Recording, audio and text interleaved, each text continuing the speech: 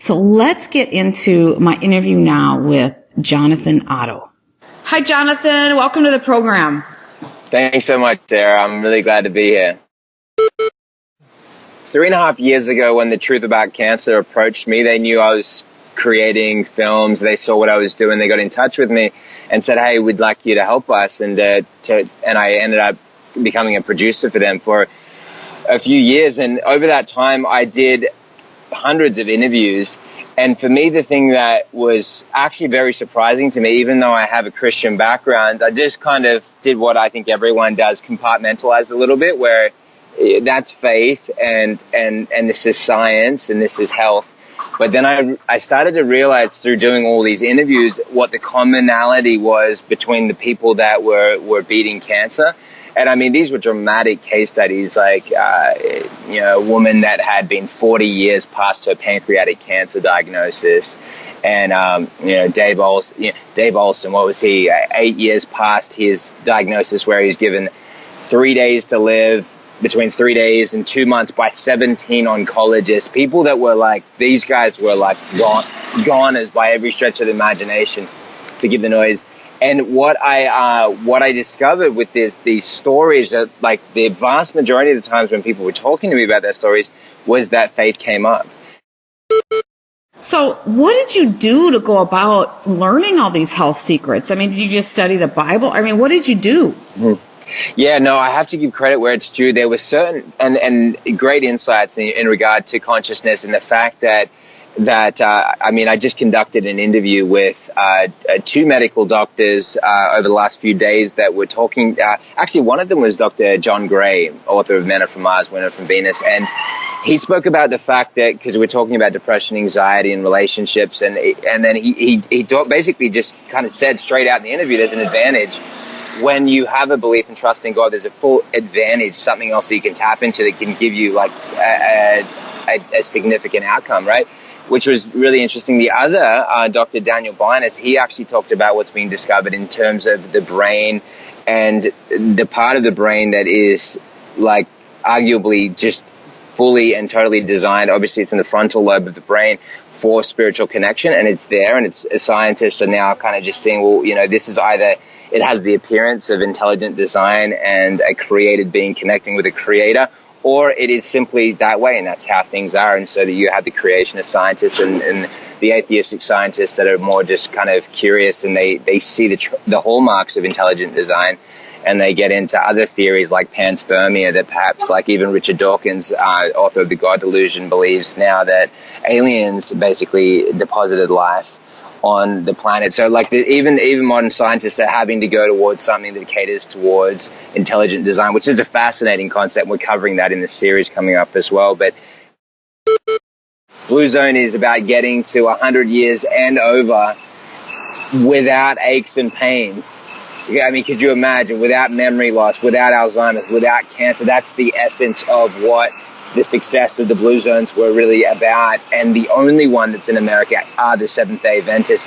And so what are they doing that the other holistic communities aren't doing? Because, I mean, think about it. There's so many. Like, I mean, there's lots of great movements that are doing a lot of great things. But why is it they're getting the best? And they're in California. It's one of the worst places to be in the world, like in terms of with health, with, the conspiracies around chemtrails and, I mean, the temptations of McDonald's. And you just keep going, right? But they did it. What did they do that was different? And that was what was fascinating to me. And I built on the knowledge and information that was coming from there, as well as what other information sources were coming out. And what, even if it was like one of my buddies that's atheist scientist, I was still interested in the information that he had or she had, and how that could, or doctor, and how that relates to what we're studying. So it was really quite open-ended and open-minded, and we were looking at basically the biblical principles that underpin, for example, if something's clean or unclean according to Old Testament Levitical laws, but that also catered to genetically modified food. So it's a concept that you apply in different contexts. But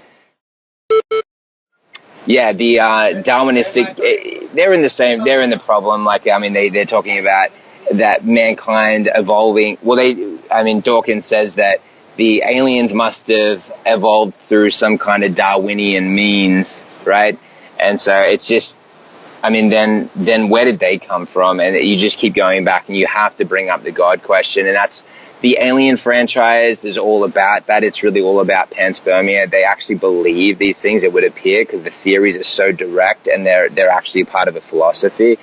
And then ultimately there's this kind of this deliberate attack on God. Even movies like the Avengers, Infinity Wars, look, I have to admit, I went to see it and I funded the giant, but it's making direct references to God in the series. It's really interesting. Why are they doing that? Why are they casting God as the evil characters and using the references in the Bible like I am to Thanos, which sounds like Theos, which is God, and why in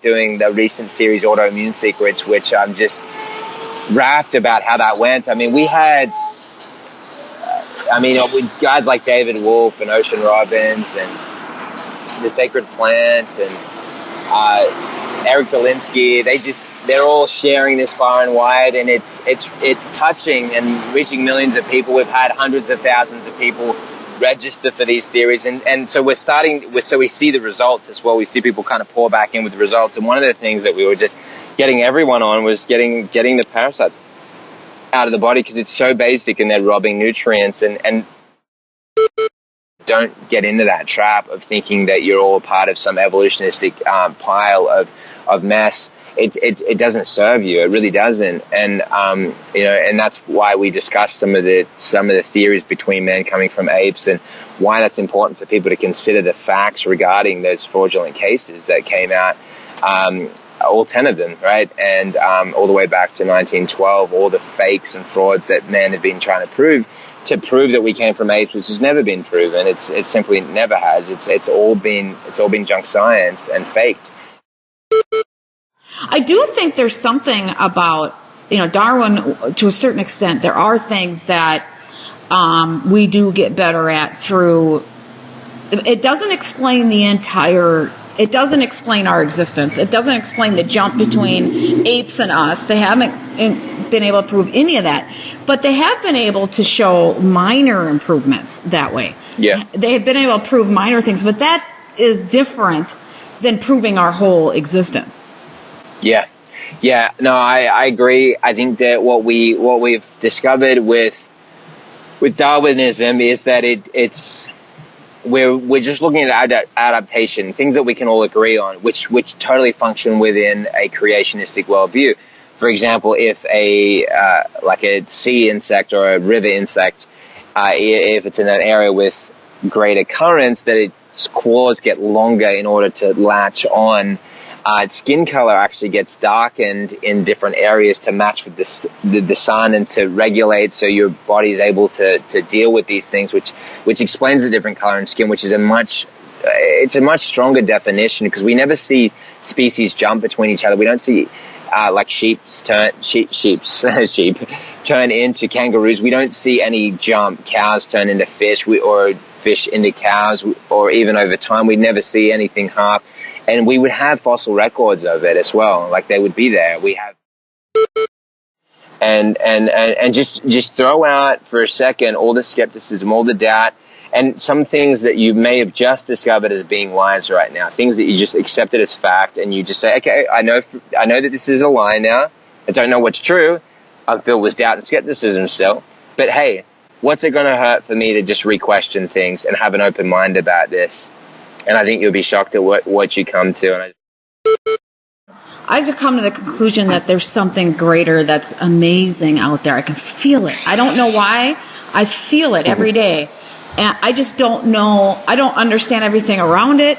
I'm really open-minded with it, but I just know it's there. And I don't know why, really, you know. That's beautiful. Yeah. That's beautiful. And so that's kind of where I'm at. It allows me to have an open mind and still explore, but still have that faith.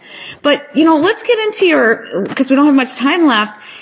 How can people get to what your videos, that Bible Health Secrets, and get that? Because it started on May 1st. She's today when we're recording this. Well, exactly. Episode 1 is live, and the comments are pouring in. We've had 2,500 comments, and 150,000 people have signed up to watch the series. That was, the combined number of a couple of screenings. But right now we have the current, group of people that are going through that are just absolutely loving it. So if you sign up today or as soon as you get this, then you'll be able to get all the episodes. And so, Sarah, I say click the link below this video. I mean, you should have a link below the video, yeah? Yeah, I will. Yeah, perfect. And so it's BibleHealthSecrets.com, but clicking the link is the best place to get there, and that'll make sure you're signed up and that you're good to go. And that is it's the place to get all these facts and to prove what I'm saying is either true or false, right? You'll kind of see it for yourself, and importantly, you'll see all the scientists and the doctors and the researchers and the survivors share their stories of faith, hope, and encouragement, and the data that is suggesting the things that I'm saying are in fact a reality. So that's my 2 cents on that matter. But definitely do it today. That's important. I just don't want you to miss out. It's totally free, right? That's amazing. With anyone that wants to really make an impact on the world, you've got to find a way to get your message out. And so we're just fully getting this out to the world for free because we want others to be involved with it and to know these truths. So this is the time to share it with your friends and family. We've got share icons underneath the videos.